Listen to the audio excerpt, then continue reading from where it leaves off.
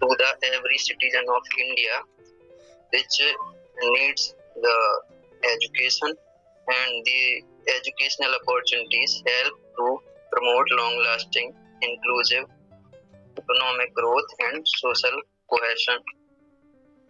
Successful education and skill policies can empower the individuals to reach their full potential and enjoy the fruits of their labor regardless of their circumstances at birth.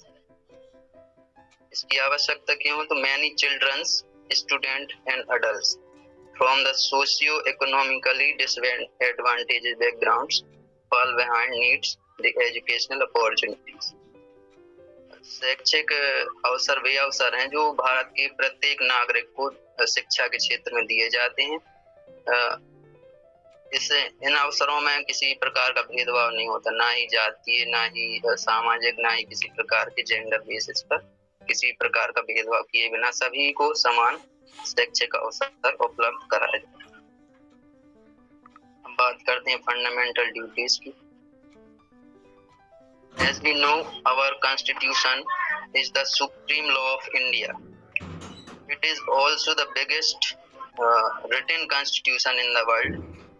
Our constitution lays down the framework defining principles, power, duties of governmental institution and sets the fundamental rights, directive principles and the duties of citizens.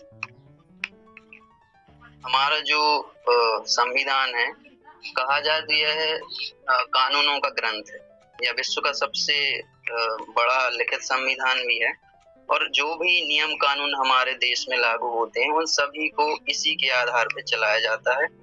यही हमारे चाहे राज्य हो, राष्ट्र हो या फिर प्रत्येक नागरिक ही क्यों ना हो, सभी के ऊपर जो भी नियम एवं कायदे बनाए जाते हैं वो इसी के अनुसार बनाए जाते हैं। तो what are the fundamental duties?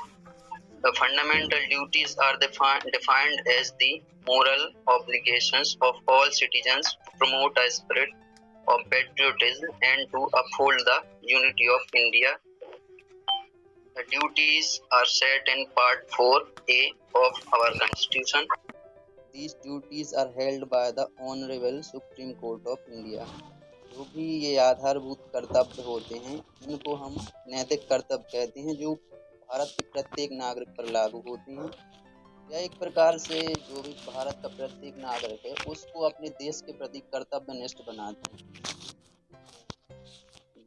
आधारभूत कर्तव्य, इन कर्तव्यों को हमने अपने संविधान के पार्ट 4A यानी का में स्थान दिया गया है, और सभी जितने भी हमारे 11 मौलिक कर्तव्य हैं उन सब की सुरक्षा का हमारे आदरणीय सुप्रीम कोर्ट को जाता है। History of fundamental duties. Originally there were no description of any fundamental duty for Indian citizen, and the Constitution of India was adopted on 26th January 1950.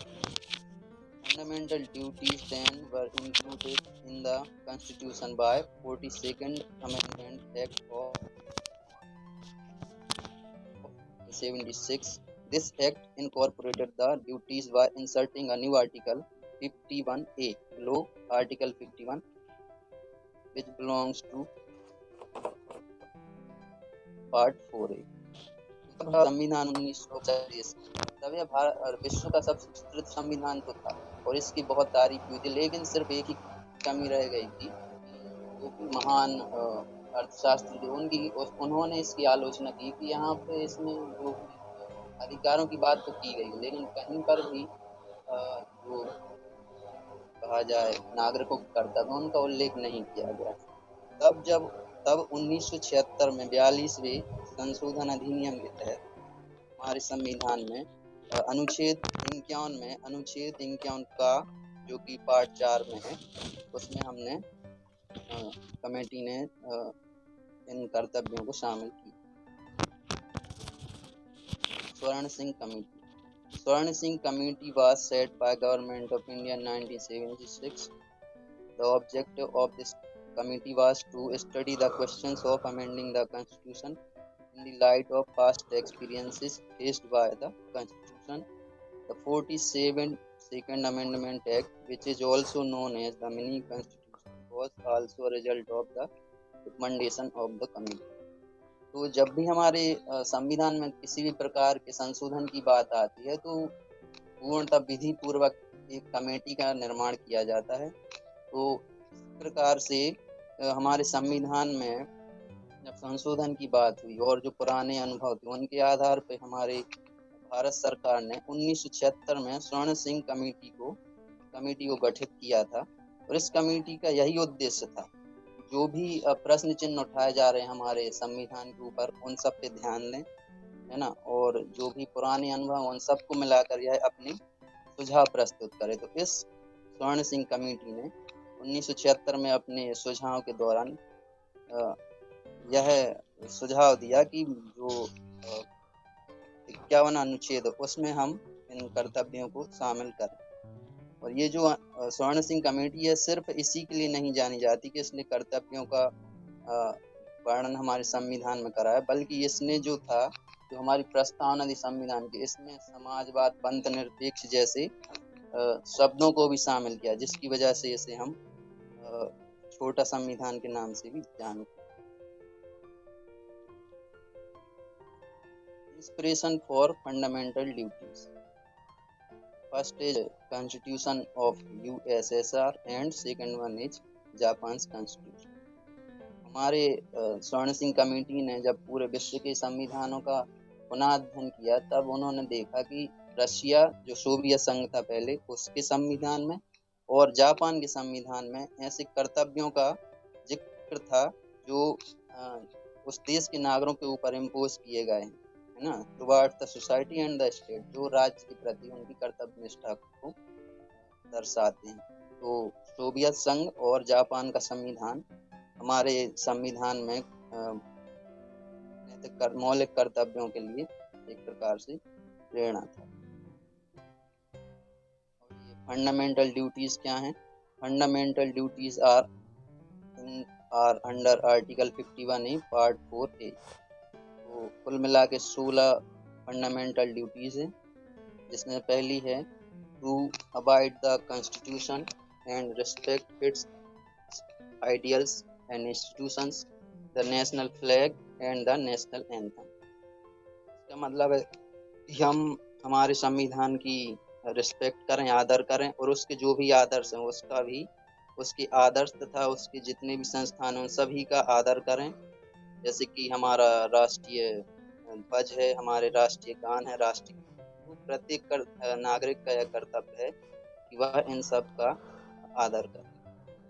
दूसरा है to cherish and follow the noble ideals which inspired our national struggle for freedom.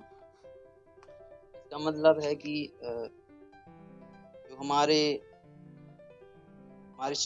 देश की स्वतंत्रता के लिए जो भी प्रयास किए गए हैं, जो भी आइडियल्स हैं जिनने हमारे देश की स्वतंत्रता में महत्वपूर्ण भूमिका निभाई, तो उन सब पर गर्व करें। तीसरा है to uphold and protect the sovereignty, unity and integrity of India. इसका अर्थ है कि हम अपने भारत की सोवरेनिटी, संप्रभुता, एकता और अखंडता को बनाए रखें, अक्षुण्ण बनाए रखें। चौथा है to defend the country and render national service when called upon. इसका मतलब है कि हम अपने देश की रक्षा करें और व्हेन कॉल्ड, जब जरूरत हो या फिर कहा जाए हमेशा तत्पर रहें, अपने देश की सेवा के लिए हमेशा तत्पर रहें और अपने राष्ट्र की सुरक्षा करें। पांचवा है to promote harmony and spirit of common brotherhood amongst all the people of India, transcending religious, linguistic and regional or sectional diversities, to renounce practices derogatory to the dignity of woman। इसका मतलब है कि हमारे देश के प्रत्येक नागरिक, प्रत्येक व्यक्ति में भाईचारा हो और ऐसा भाईचारा होना चाहिए जो कहा जाए देश में विविधता का सम्मान करे। वह विविधता चाहे धार्मिक हो, भाषाई हो, प्रादेशिक हो या किसी प्रकार के वर्ग पर आधारित हो। और इसके साथ साथ हमारा यह प्रत्येक नागरिक कर्तव्य है महिलाओं की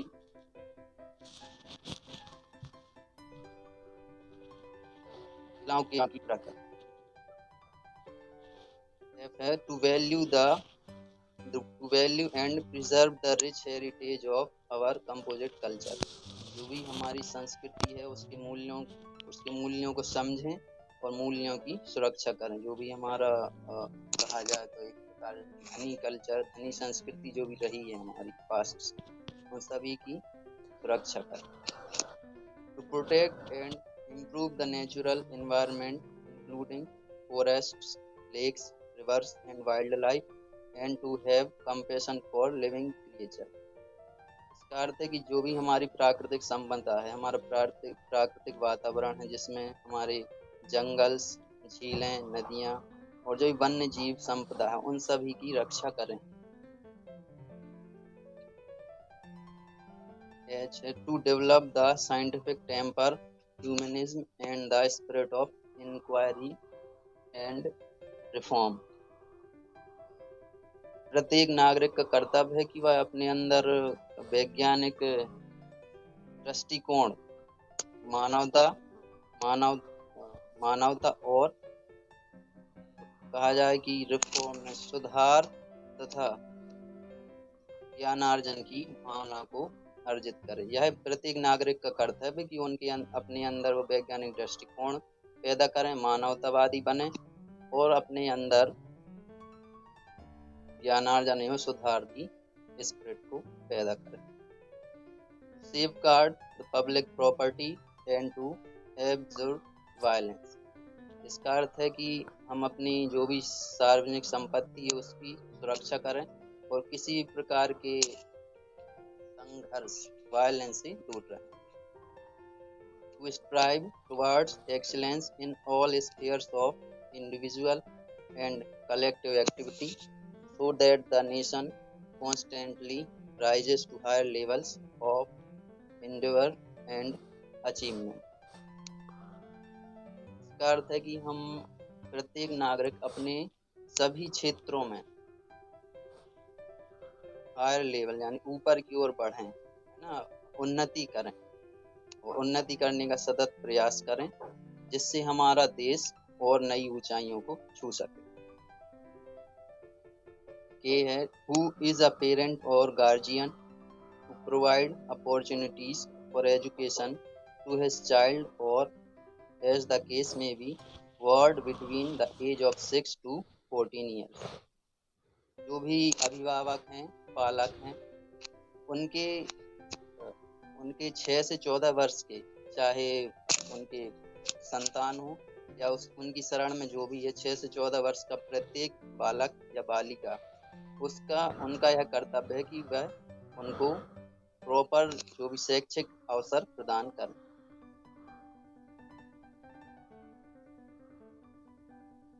इसका शैक्षिक इम्पोर्टेंस क्या है? The fundamental duties constitute a constant reminder to the citizen that they have duties in building up a free, healthy, responsible society. इसकी इम्पोर्टेंस यही है कि जो फंडामेंटल ड्यूटीज हैं हमेशा प्रत्येक नागरिक को यह ध्यान दिलाती हैं, याद दिलाती हैं कि उसका अपनी समाज के प्रति कुछ कर्तव्य होते हैं। The inclusion of providing opportunity for education for children as a fundamental duty is a big step forward towards safeguard of human rights and evolution of social justice। जैसा कि हम अभी पढ़ रहे हैं कि एजुकेशनल अपॉर्चुनिटीज के अंदर ड्यूटीज को रखा गया है, तो जो 11वां कर्तव्य था यही सबसे इम्पोर्टेंट कर्तव्य है जो हमें यह बताता है कि प्रत्येक नागरिक का यह कर्तव्य है कि वह अपने बच्चों को 6 से 14 साल के बच्चों को कहा जाए तो पर्याप्त शैक्षिक अवसर प्रदान करें। इससे क्या होगा कि जब बालक शुरू से अपने शिक्षित होगा तो उसे अपने कर्तव्यों का, है ना, और साथ साथ अपने अधिकारों का ज्ञान होगा, जिससे वह किसी प्रकार के इनजस्टिस बचा रहेगा और उसके खिलाफ अपनी आवाज भी बुलंद कर सके।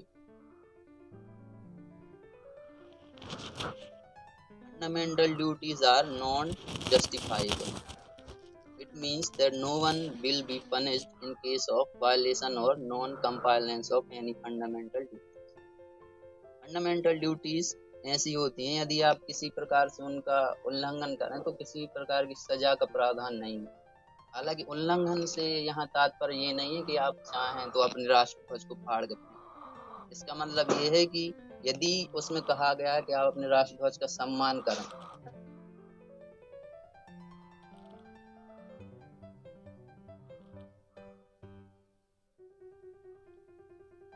तो fundamental duties are non justifiable. यदि आप शांति से निकल जाते हैं, चाहे राष्ट्रगान बज रहा हो, रुके या ना रुके, तब कोई भी, ना ही सरकार, ना ही किसी प्रकार कोर्ट आप। Fundamental duties are non enforceable. इसका मतलब है कि यह किसी पर लादी भी नहीं जा सकती। कहा जाए यदि कोई नागरिक इनको नहीं मान रहा है तो आप जबरदस्ती नहीं मनवा सकते, ना ही किसी प्रकार की सरकार, ना ही कोई कोर्ट इनको किसी भी नागरिक पर थोप सकता है।